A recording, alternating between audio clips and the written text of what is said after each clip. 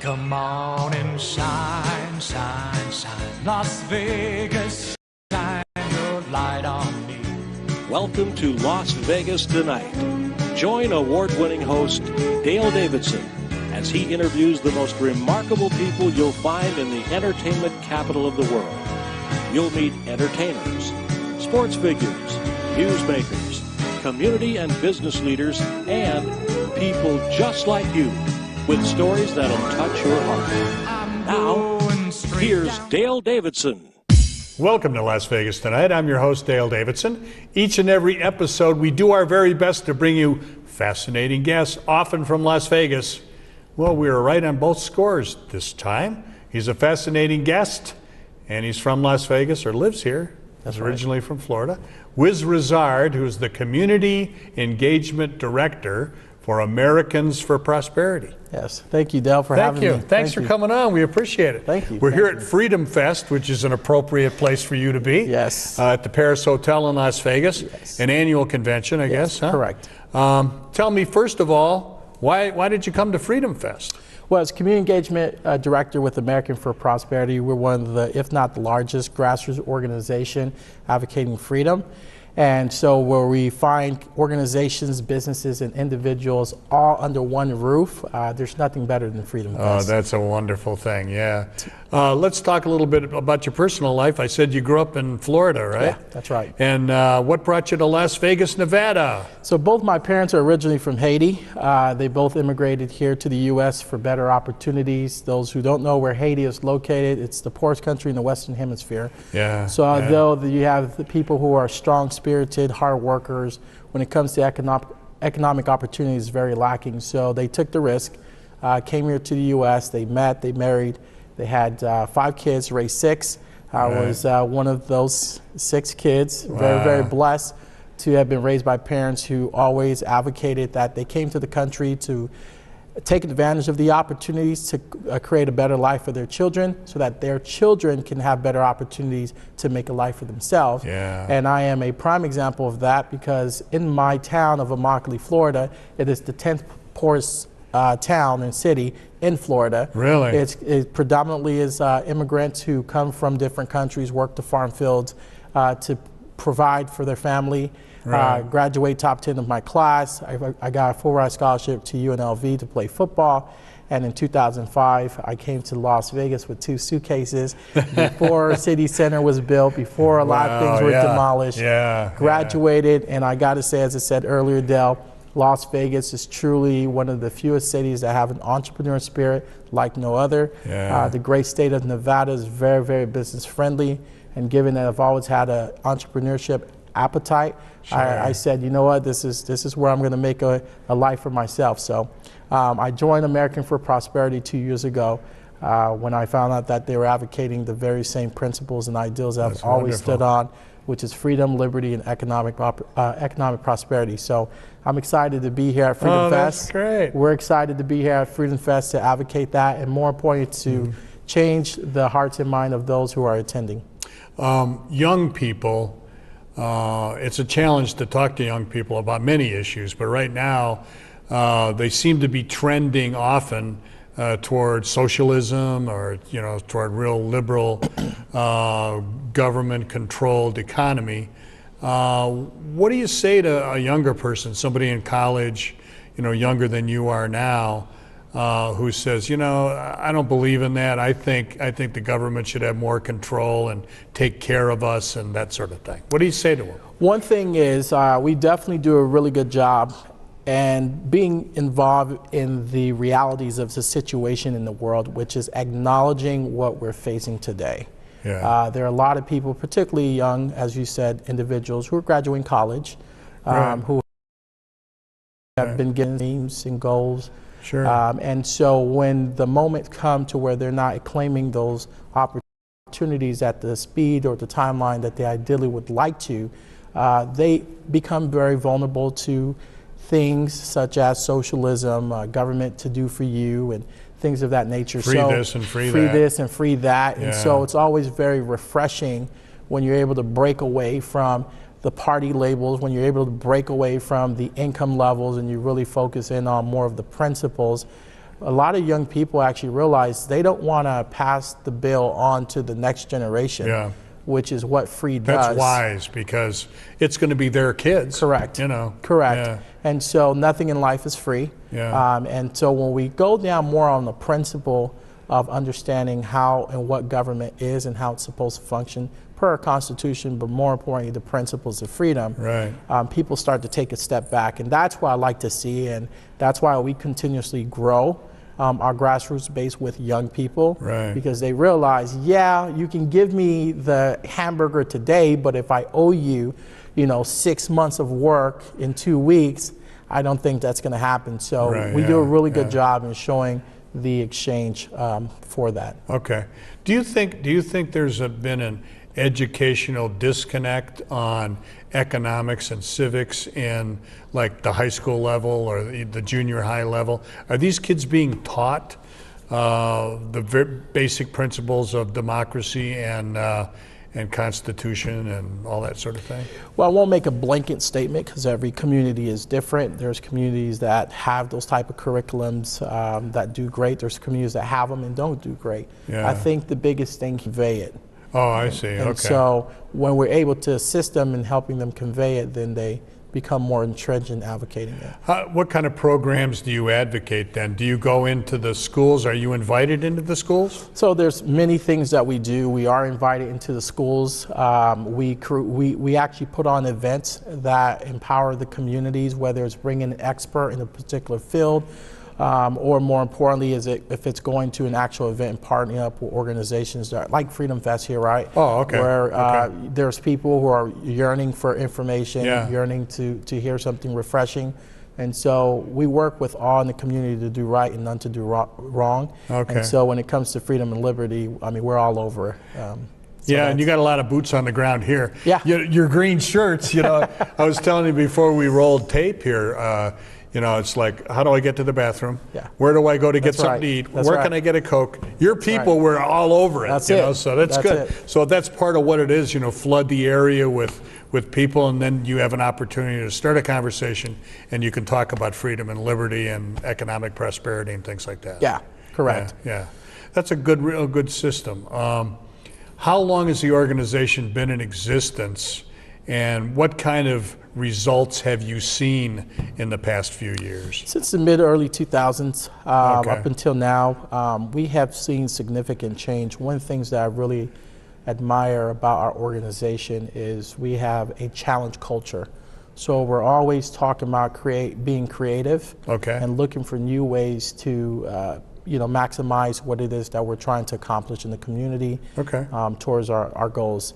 So every year, I mean, if you walk in our office every week, the office is different. Is that right? There's a new event. Yeah, There's new things happening. So we're continuously looking to evolve, to continuously accomplish our goals. Yeah. How much political involvement do you have? Do you identify with a party? Do you stay out of partisan politics? How does that work? Yeah, you hit it. The latter. We stay Yeah. out of party politics. We're a nonpartisan organization that advocates those issues that are very important to us. Okay. And so that's what we always say: issues unite us, party divides us. In that case. Okay, I like that. And so what Yeah. we do is really look at individuals for that. They're individuals. So when you asked earlier, oh, your group, what do it consist of? I mean, we have people who are Democrat, we have people who are progressive, Republicans. I mean, you name it. Yeah. People who are libertarians. Really? And Okay. yeah. So the interesting thing is when you get people into a room, and for example, our organization always says, leave that at the door, Yeah, and people yeah. start talking about those issues. Right. There's a lot of issues that people align on. So there's commonality, There's even commonality. though they might be the left and the right talking to each other. Correct. They got the whole idea about freedom down. Correct. Yeah, We talk okay. about freedom, and that allows us to go into the principles, Yeah, yeah. which is the very true mechanism of a free and open society. Okay. Which is why we drive and continuously talk about that with our activists and those that we engage in the public. Okay, let's talk about community organizing, because that's always been fascinating occupation to have. Tell me what bylaws or what rules or what principles do you follow to get people to follow you? Yeah. Because that's what we're talking about, right?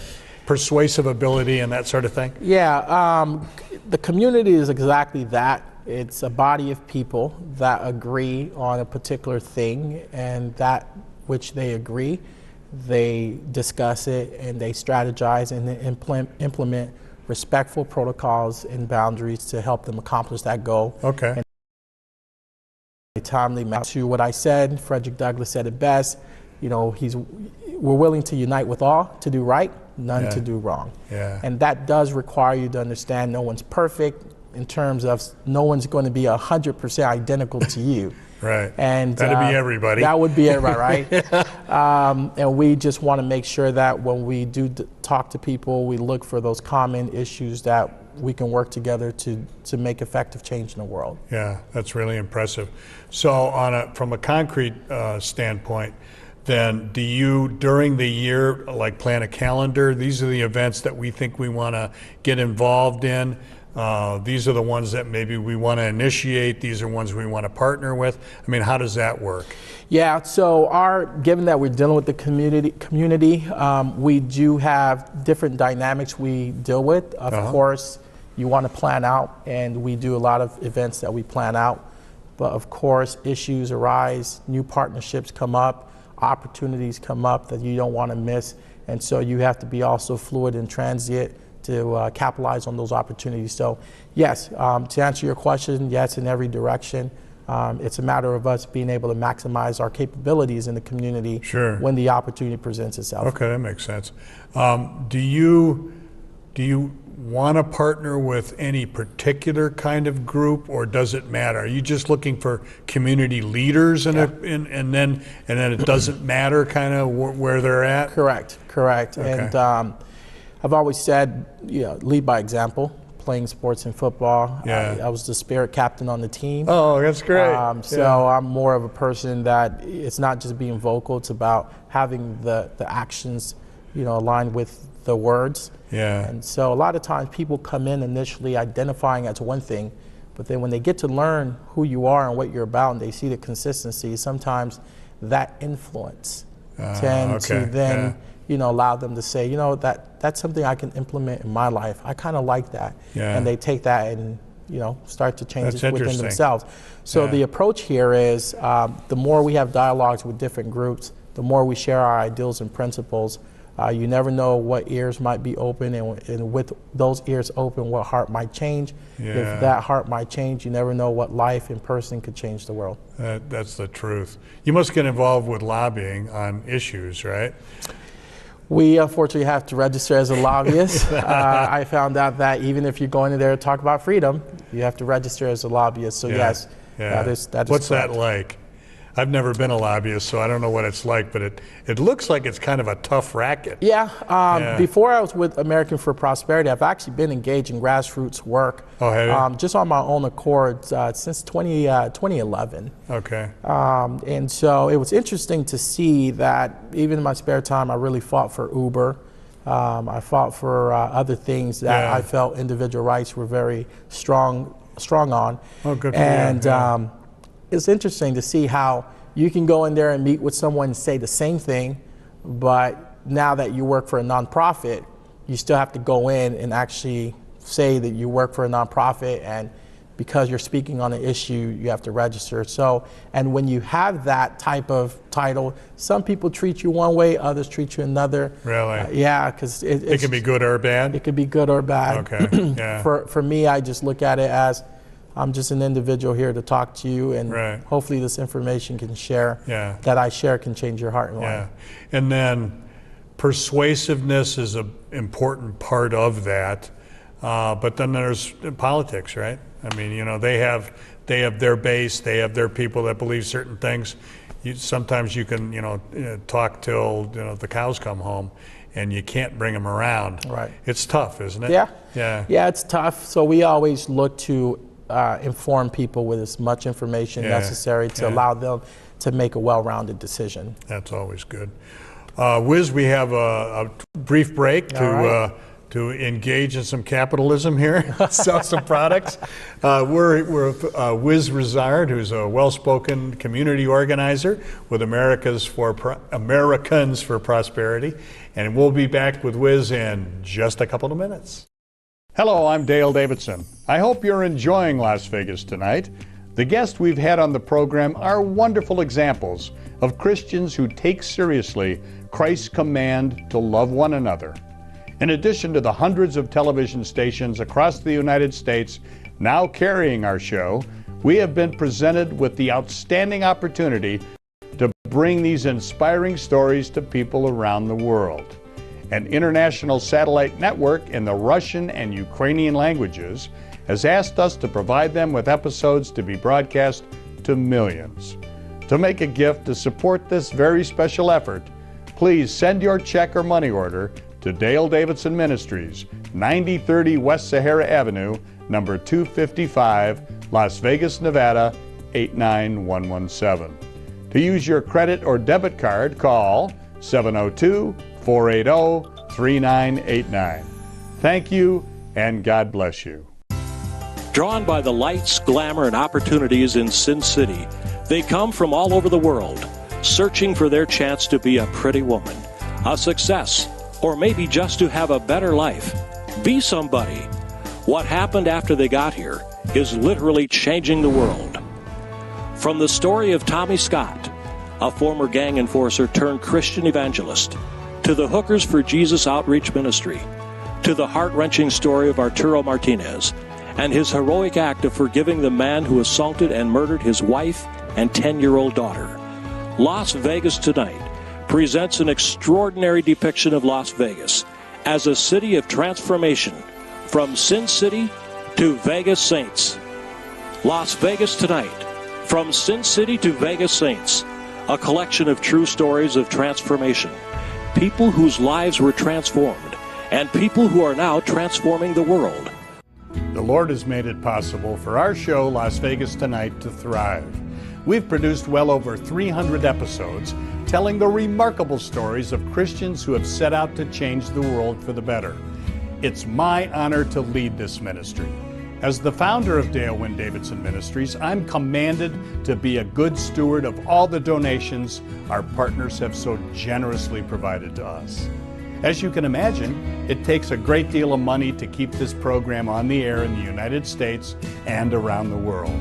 Please prayerfully consider making a one-time donation or becoming a monthly partner of Dale Wynn Davidson Ministries. Just go to vegassaints.org and select Make a Donation, or send your check or money order made out to Dale Wynn Davidson Ministries, 9030 West Sahara Avenue, number 255, Las Vegas, Nevada, 89117. For more information, call 702-480-3989. Thank you, and God bless you. Welcome back to Las Vegas Tonight. I'm your host, Dale Davidson. We have a terrific guest with us. Wiz Rouzard is the Community Engagement Director for Americans for Prosperity, and he's here at the Freedom Fest, which is an annual conference/convention, I guess they're the same thing, at the Paris Hotel in Las Vegas, Nevada. And we welcome you again. Thank you for coming on. Thank you, Dale. And tell us a little bit. I'm really encouraged to see a young guy like yourself and who's working with young people as well as older folks that's engaged in sort of the traditional values of the American way of life, the American dream. Do you have fear that it's going away? Oh yeah, Don't you? It's one of those things that are forever going to need to be fought for. Yeah. But I'm very optimistic, and I truly believe these principles are entrenched in our society. And so long as we continuously have discussions, then I think freedom will prevail. You talked in the first segment a little bit about your parents and how they came from Haiti, Yeah. and you saw firsthand how they believed in the American dream, right? And they Correct. found a way to make it work for them. Are you concerned that it's something that we're gonna lose forever if we don't? That's why you have the passion, obviously. Right. But you've really got to get the job done, or that it seems to run downhill, doesn't it? Yeah. You hit on the nail. There's always a concern, and that of course drives passion. Yeah, sure. And passion puts me in a position to go out there and really be in the community and be engaged. Right, right. Where do you think we're headed as Americans are concerned in our economics and our freedom? What do you think needs to happen to ensure that America will remain the America that it's been for the last 200 years? Yeah, well, definitely if you look at America and its growth, its entrepreneurship, less government regulation that really allow America to thrive in the early times. And it's still thriving, but still with the regulations, you're starting to see it kind of scale back, which is why we advocate for unrigging the economy. Tell me about that. What specifically are you saying when you say unrigging the We're talking economy? about getting rid of corporate welfare. Right. We're That's talking about the Export-Import Bank being utilized for special protection, special industries. We're talking about allowing free market principles to truly determine what value there is in products and services. Okay. And more importantly, what companies should be there and what companies shouldn't. Yeah. And putting the choice back in the hands of the American people. The consumer The decides. consumer decides where that value is. Yeah, okay. What about, do you take a stance on the Federal Reserve at all? As an organization, no. Okay. But we're pretty strong on advocating strong monetary policy. Okay. But we have not touched the Federal Reserve. That's not one of our priority initiatives. Okay. As far as governmental control is concerned, let's talk about specifics, if you don't mind. The Commerce Department, right? That seems to shift from, my observation has been, they're supposed to be pro-business, okay? And depending on which party is in power or which administration is running things at any given moment, the policies change. So as a business person, I want to start a business, right? And I want it to succeed, and I want to hire people, and I want to have success. But how do I know that the next administration is not going to come along and change all the rules that I based everything on? Yeah. So, it's a big question, and I don't want you to have to take a slap at the Commerce Department, but you know what I'm saying. Right? We definitely understand, just at the end of the day, stability is very important. Sure. And when every 4 years you have to look over your shoulder, that that's can what be I'm very saying. concerning, and it's very taxing on individuals, particularly small businesses that just do not have the capabilities to continuously, pump the legal money into the system to try to be in compliance and so on and so forth. So it is something of concern. And when we talk about unrigging the economy, that's kind of what we're talking about, is not continuously writing laws every 4 years or so. That's making things a lot more complicated and not allowing people to be more competitive. Okay. Do you take a stance on tariffs? Your attitude toward, what's going on now is costing, on the one hand, you can see why they're doing what they're doing. But on the other hand, businesses are suffering. Yeah. And, former, $6-10 million a month is now $1-2 million a month. Yeah. It's really difficult. It is very difficult, and as an organization, we oppose tariffs. Right. We're big on free trade. Right. And at the end of the day, any tariffs that's imposed on any products, it's really the American people who are hurt. Yeah. And those individuals are people who are already on fixed income. You're talking about people who are already struggling. So it's added into the price point of the product, and it's the American people buying the product. So it's one of those things that we advocate on principle, that free trade is how you determine the value thereof, and allowing competition, and competition will drive the best quality of life and the choices that those individuals will have. That's well said. Do you do voters' guides by any chance? Voter guides? Voter guides, like the Christian organizations sometimes will say, here are our issues, and here's where this candidate stands on those issues, but other candidates are here. Okay, so voter guides in terms of scorecard is what we call it. Yeah, scorecard, okay. We do have scorecards. We just ended the 2019 legislation session here in the state of Nevada, up in Carson City, so we're currently working on a voter scorecard that, kind of what you pointed out, will list our issues and priorities and where certain legislators voted and where they align or if they don't align and so on and so forth. So you'll see the A's and then you'll see the F's. Okay, okay. And the hope here is to, more importantly, inform our activists in our base about those issues that we care about and where the individuals that currently represent them stand, so that they have a better, well-rounded idea of where that person's outlook is on those particular issues if they want to engage. So you may not endorse a candidate. You don't endorse candidates. No, we don't endorse candidates. But you make it pretty clear, you know, this individual believes this or voted this way. Correct. Right? Belief and vote's two distinct things. And I'm glad you mentioned that because a lot of people come in saying this person believes, and we stray away from that. Because belief is talk.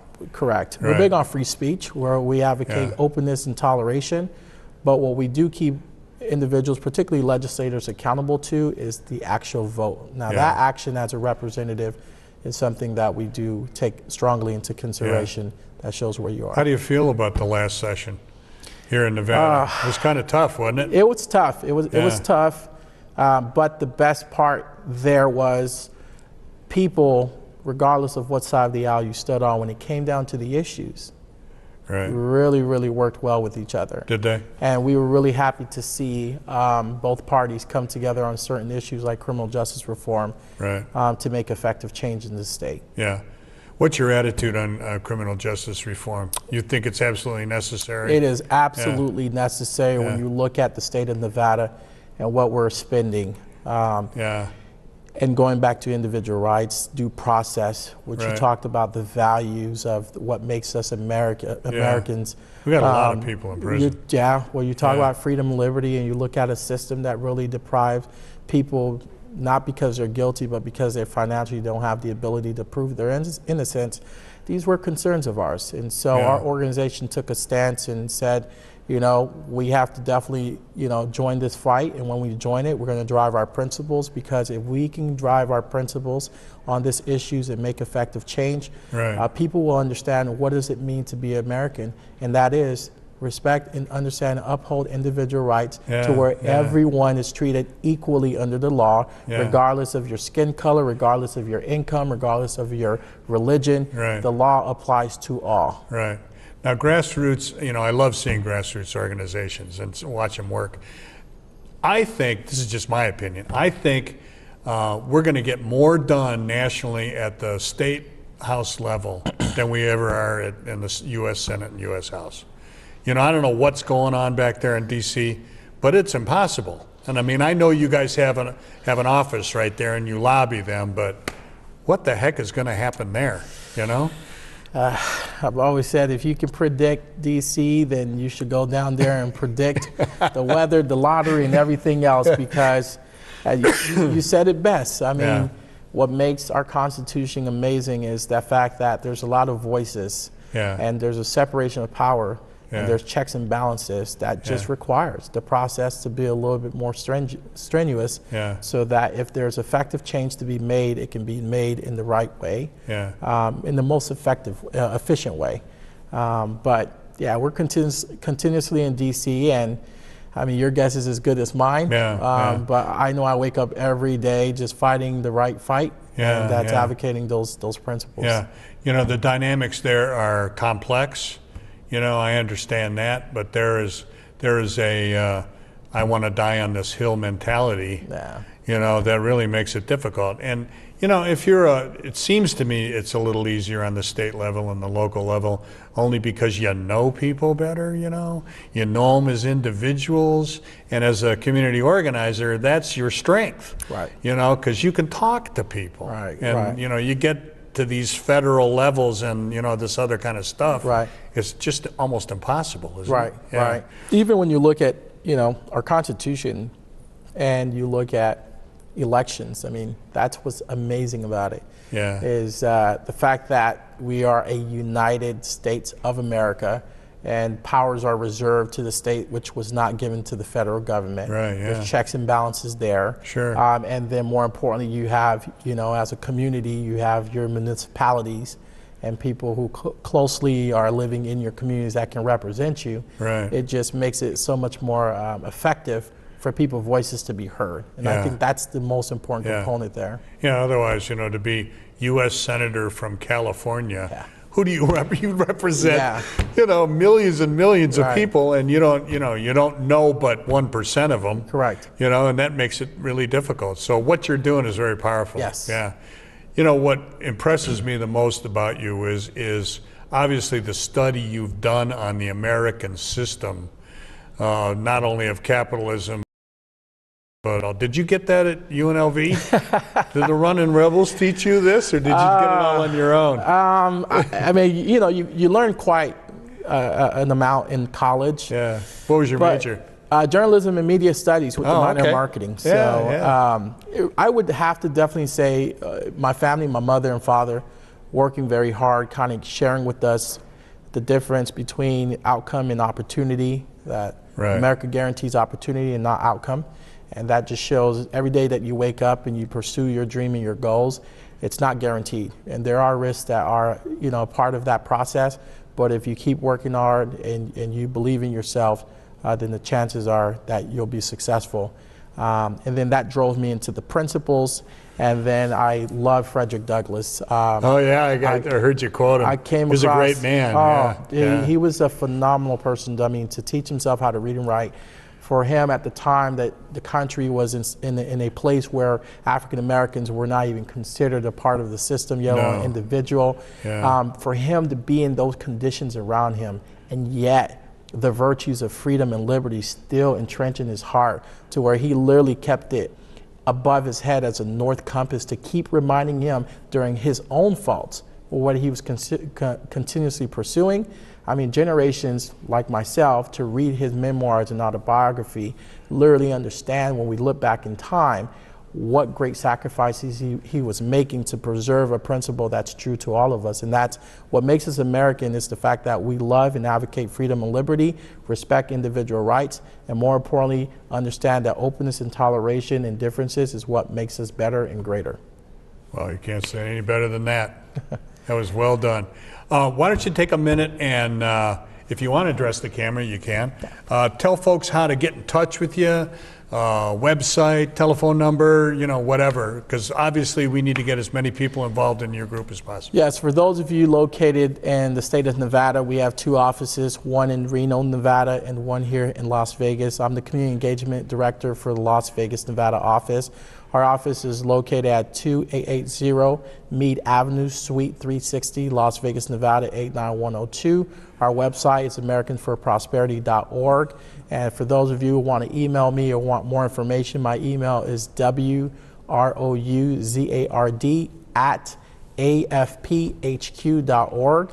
And I'm more than happy to share my thoughts or be in contact with anyone who's interested in becoming more involved. I tell people this all the time: your story matters. Your life experience matters. It is for you to share with the world so the world can understand what it is that you experience.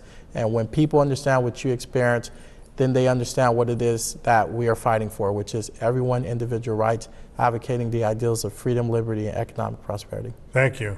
You're a very bright young man. Thank you. I appreciate you coming by and appreciate your work. Thank you. Yeah. Thank you. Rouzard, ladies and gentlemen, Las Vegas Community Engagement Director, Americans for Prosperity. You got it. I got it all. How about that? Thanks for coming on the show. Thank you, Dale. You're phenomenal. Okay, thank you. God bless you all, and we'll be back with more right after this.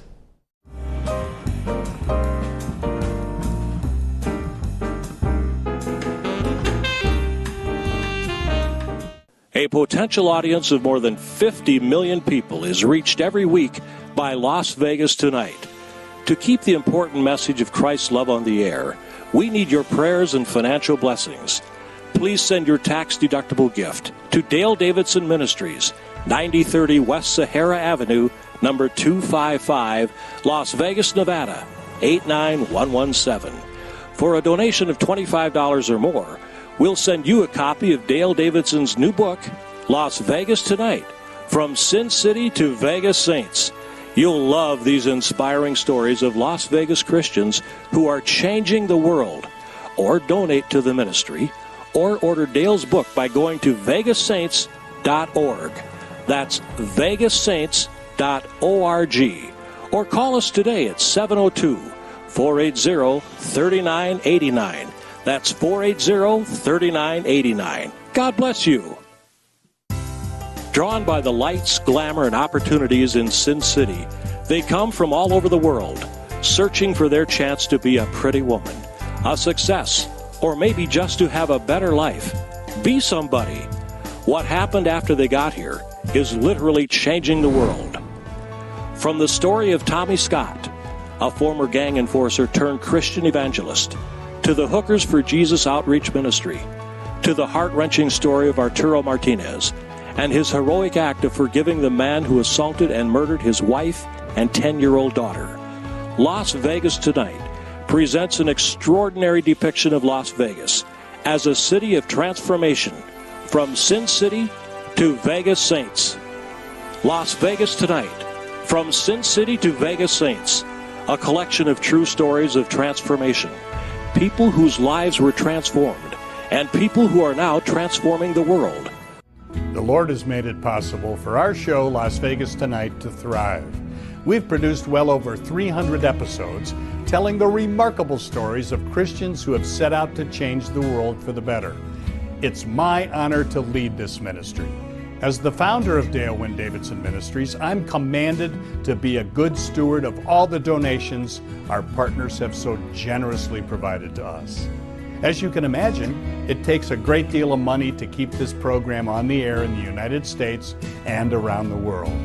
Please prayerfully consider making a one-time donation or becoming a monthly partner of Dale Wynn Davidson Ministries. Just go to vegassaints.org and select Make a Donation, or send your check or money order made out to Dale Wynn Davidson Ministries, 9030 West Sahara Avenue, number 255, Las Vegas, Nevada 89117.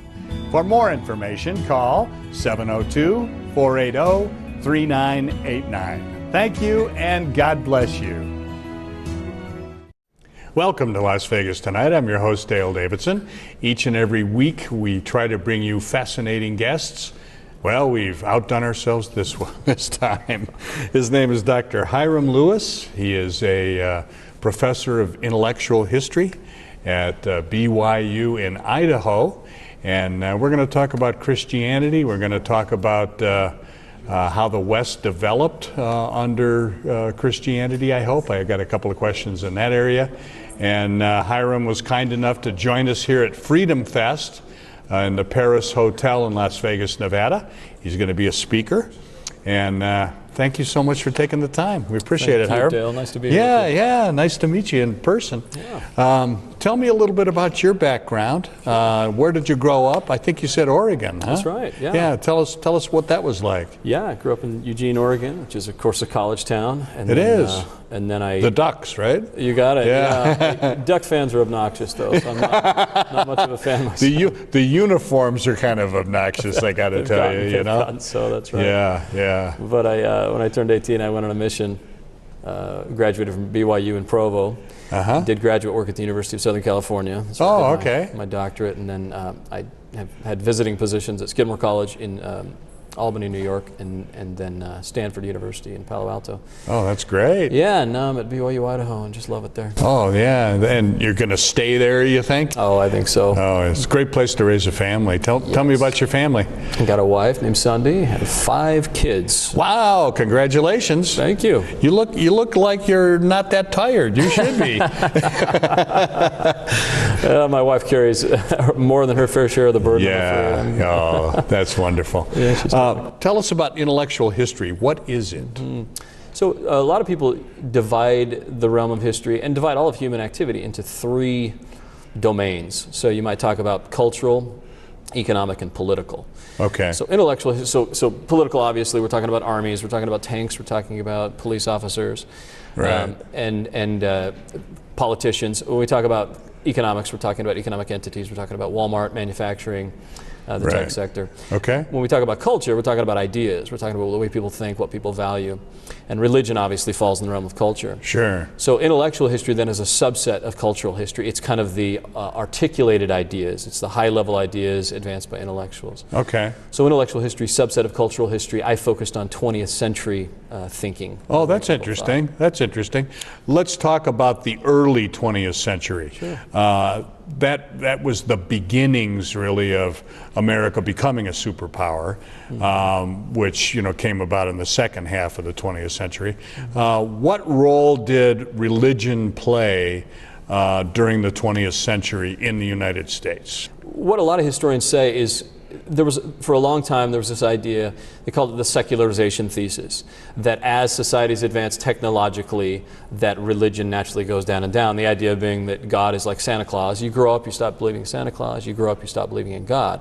And so people believe that clearly as America became a superpower, as it became industrial, as it became post-industrial, naturally you're going to see religion decline as our technological and scientific understanding advances.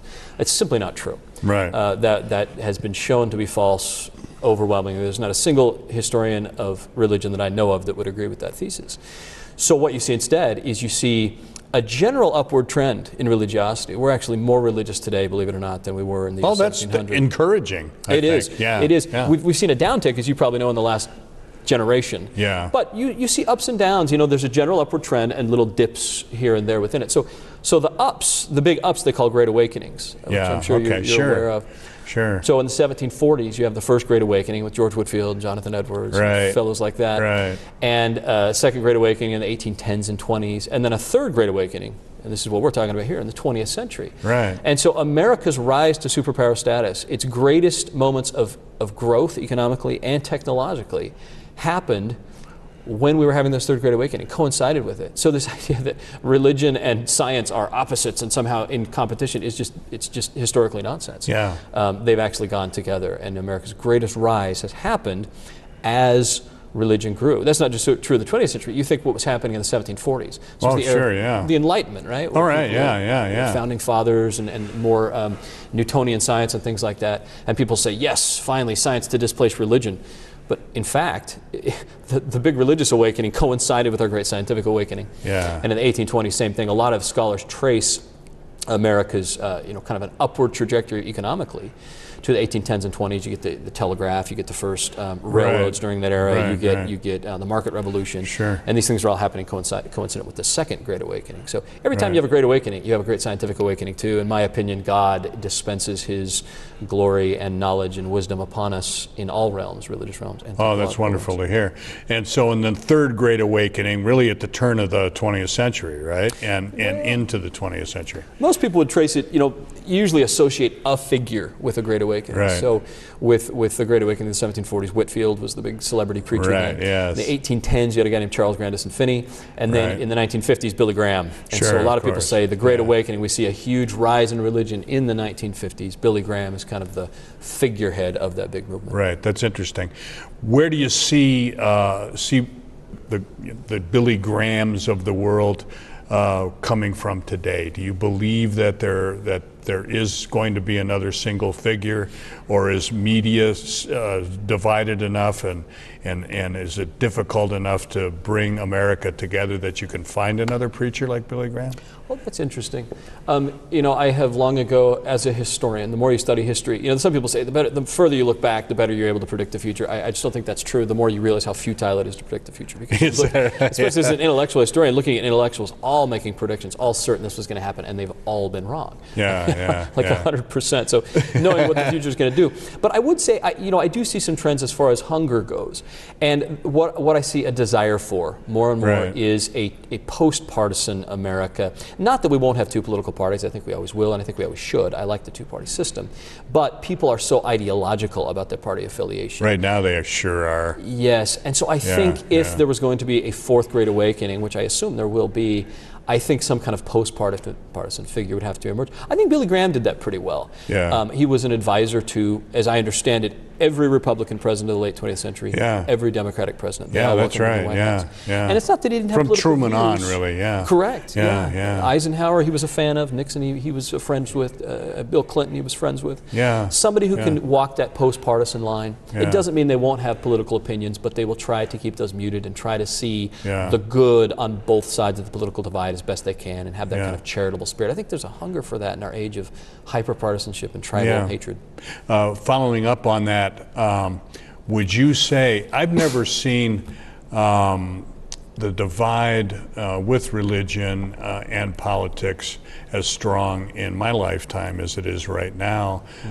And evangelicals, Protestants in general, even a lot of Catholics seem to be identifying with one party, the Republican Party, and the more secular or more liberal theologically mainline churches seem to be more Democrat. I mean, that's a gross generalization, but pretty accurate. do you feel that's going to continue, or because that's really something new, isn't it? So you make a great point that we throw terms around politically like conservative and liberal, and then you have these terms theologically, more conservative, liberal, and we assume that they coincide. They don't. Well, it's not necessarily they don't today, but they haven't historically. So if you were in the 19th century, if you were in the year 1890, the most theologically conservative person in politics, William Jennings Bryan, who was the Populist Party standard bearer, hardcore theologically conservative, and yet considered a political radical. So the demographics, we're talking about rural white Americans, hardcore religious evangelicals.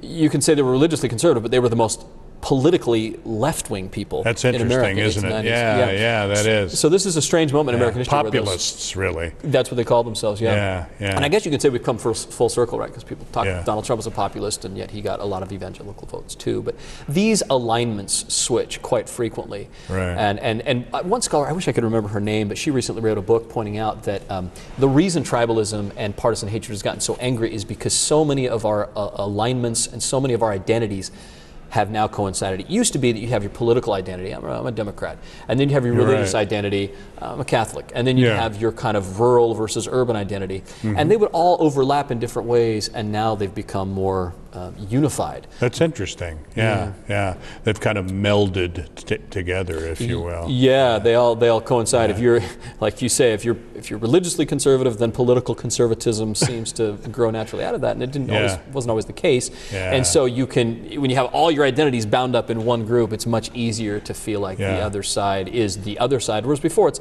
well, we're both Catholics, and so what? And then Republican, and I have my Catholic identity, my Republican identity. Now when my Catholic and Republican identity is so bound together, it's hard to have charity towards people who might disagree. Yeah, that's really interesting. Do you see that divide changing as this new century continues on? Do you think there will be, do you think there'll be another awakening, first of all, in the 21st century? And if so, do you think there'll be a move toward more togetherness in terms of our religious faith and our political leanings? I'm trying to find hope in this. The bad news is, the good news is the answer is yes. I think there will be an awakening, and I think it will be a healing awakening.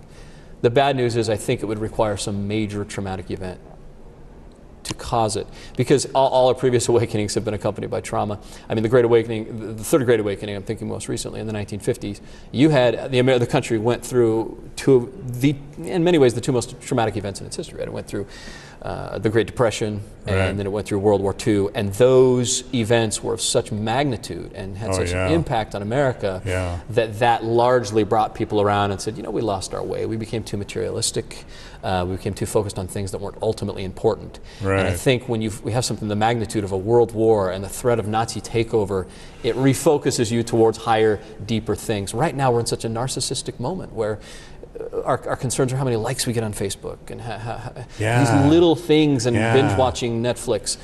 These are our concerns, and ultimate matters have faded from view because we're so ultimately distracted. A big event like a war, I'm not asking for this, I'm a quasi-pacifist, but a big event like a war or a major economic downturn, I think could wake us out of our dogmatic slumbers. That's very, very interesting. I thought I saw it after 9/11. You know, when the political leaders and the religious leaders and everyday people joined together to sing "God Bless America" on the steps of the Capitol and so on. I said, well, now there will be a change. Right. But it sure seemed to fade from view pretty quickly, didn't it? Correct. And you wonder if that's because the impact of 9/11, so I don't know how you felt 9/11, but I thought, oh, this is a new era we're entering. Some people talk about the age of terror. That became the word people used. Yeah. But in hindsight, that just didn't happen. We didn't enter a new age of terror. No. We fought a war in Afghanistan, a war in Iraq, which was more controversial, and some people want to blame that event, which may have contributed with kind of tearing the country apart. But right. I think it's more that what we thought was, okay, now we have a new era of trauma like World War II, like the Great Depression, that's going to last for years and years, right. bring the country together, we're all going to be in this fighting.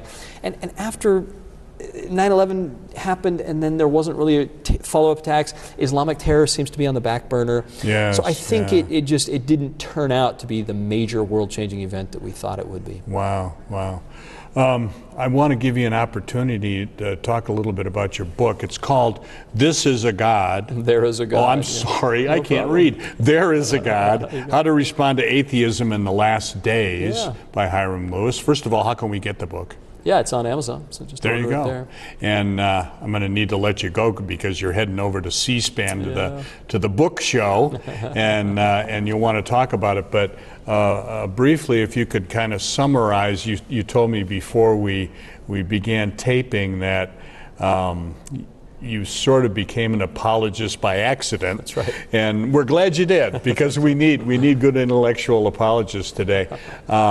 Tell me how you came about writing the book and how you find yourself now in defending the Christian faith. Yeah, so it happened mostly by accident. I was and am working on a project which is completely historical, nothing really to do with religious matters. But when I was in graduate school studying intellectual history, you run across folks like John Dewey, right. Sigmund Freud, sure. Karl Marx, Friedrich Nietzsche. These are the dominant figures of early 20th century thinking. And so you're reading a lot in this stuff and it doesn't add up. You think what they're saying, the atheist arguments they make just struck me so weak. And so Ernest Hemingway once said that writing is kind of an exorcism. You can't let ideas go until you write them down. Yeah. And I said, I'm not going to be able to concentrate. Just get this out. So every time I would have just an idea buzzing that didn't sit right with me, I'd go and exercise it by writing it on a card or in a computer file. Sure. And pretty soon I realized, I've got hundreds of pages of stuff here. Sure. So I started organizing it and putting it together. I'm like, all right, I'll move on to my other project. Let's get this out of the way. It's kind of a footnote. And so I just put it all together, and I didn't think about publishing it. I just sent it to my brother. And he said, this is good stuff. You ought to get it published. And so I had a friend who was with Cedar Fort, and so they put the book out for me, and I'm glad they did. Yeah. Have you been called upon to debate atheists and to call them out on their weak thinking? Yeah. Have you? I'll be debating Michael Shermer. You know him. Oh, yeah. Today. Oh, okay. Editor of Skeptic That's what magazine. you're doing, huh? Yeah. How do you feel about debate? Do you enjoy it? The intellectual rigor of it? Well, I've never done it. I've never done a formal debate. I should say, one of the good things about graduate school and being in an academic department is, in some sense, it's all debate all the time. Yeah. I have terrific colleagues up at BYUI, and we just, in the halls, it's constant give and take, and we have our disagreements. Oh, yeah? Yeah. But it's always done in the nature of good, we love each other ultimately, and so it's all done in that spirit. Yeah. So yeah, informal debate plenty, but I've never done a formal debate. But debate has its positives, and that is that's how truth emerges, is through critical dialogue. And so Karl Popper defined that as the essence of rationality. So in that sense, debate is crucial for getting at truth. Sure. When people say debate, though, oftentimes you immediately think of what we see on Fox News or on MSNBC of the shouting matches. And I certainly hope it doesn't devolve into that, because I disagree with Dr. Shermer, but I respect his work, and I think he has important things to say, even if I disagree with them. Yeah. So well, that's an enlightened way to look at it. But yeah, you're right. A lot of cable yelling accomplishes nothing. I agree. The clang of the cymbal signifying nothing, or something like that. Right. You got it. Thank you so much for coming and joining us today, Dr. Hyrum Lewis, and he's from BYU in Idaho, which he loves. He loves Idaho. I do. Yeah. Don't let him. Don't let Harvard take you away. We need you in the West. Big worry. Okay. Good luck on your debate. Thanks so much. Thank you, Nice to Hyrum. meet you, Dale. And thank you for watching Las Vegas Tonight. The Lord has made it possible for our show, Las Vegas Tonight, to thrive. We've produced well over 300 episodes, telling the remarkable stories of Christians who have set out to change the world for the better. It's my honor to lead this ministry. As the founder of Dale Wynn Davidson Ministries, I'm commanded to be a good steward of all the donations our partners have so generously provided to us. As you can imagine, it takes a great deal of money to keep this program on the air in the United States and around the world.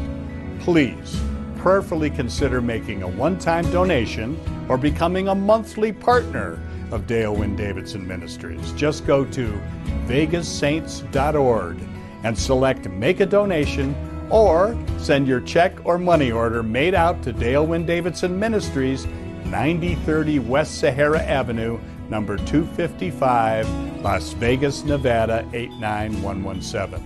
For more information, call 702-480-3989. Thank you, and God bless you. A potential audience of more than 50 million people is reached every week by Las Vegas Tonight. To keep the important message of Christ's love on the air, we need your prayers and financial blessings. Please send your tax-deductible gift to Dale Davidson Ministries, 9030 West Sahara Avenue, number 255, Las Vegas, Nevada, 89117. For a donation of $25 or more, we'll send you a copy of Dale Davidson's new book, Las Vegas Tonight, From Sin City to Vegas Saints. You'll love these inspiring stories of Las Vegas Christians who are changing the world.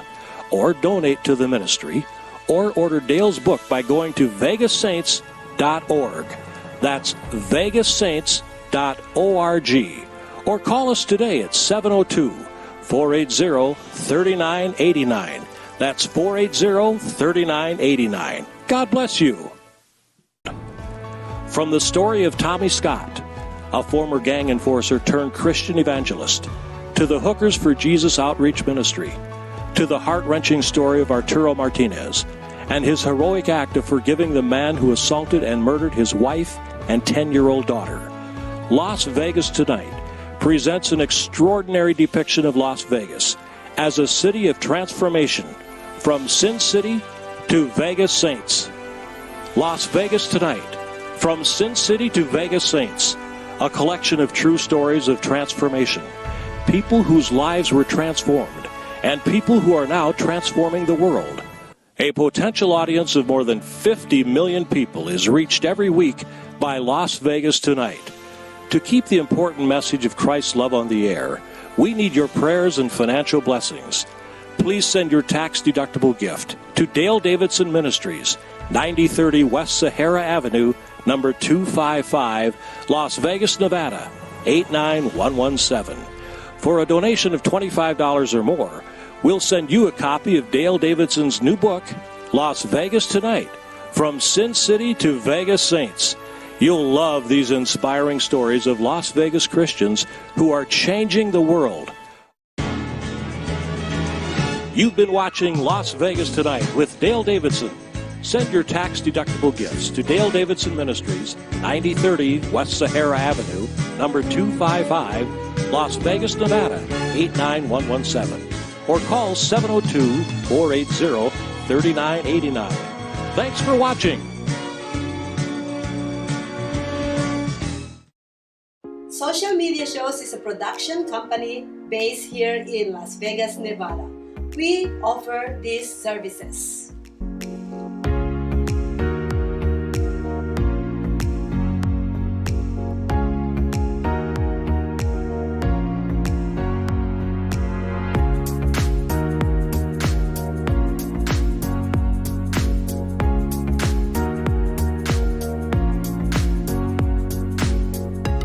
We've been streaming shows live in real time for over 4 years on major social media platforms and also on our website socialmediashows.com. And we are now on Roku TV.